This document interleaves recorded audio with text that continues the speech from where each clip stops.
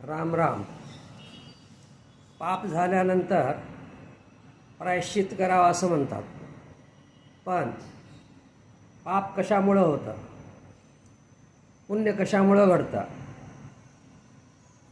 याबद्दल बरेच गैरसमज आहेत.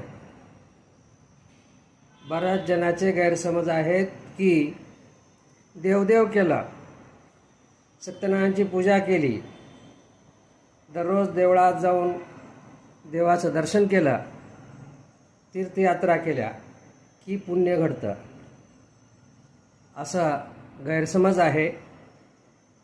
पण तसं नाही आहे. या गोष्टी अवश्य कराव्यात, त्याचं महत्त्व वेगळं आहे.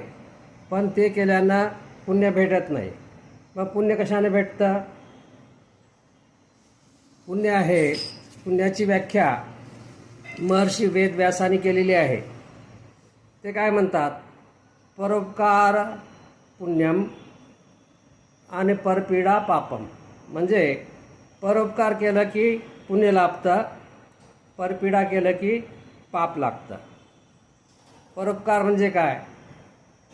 भुकेलेला अन्न देणे, तहानलेल्या पाणी देणे, अडल्या नडल्याला मदत करणे, गोरगरिबांना मदत करणे, अन्नदान करणे, दानधर्म करणे, हे पुण्य आहे.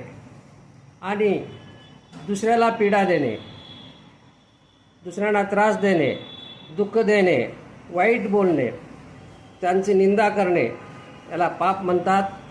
तर महर्षी वेदव्यासाच्या व्याख्येप्रमाणे परोपकारम पुण्यम आणि परपीडा पापम.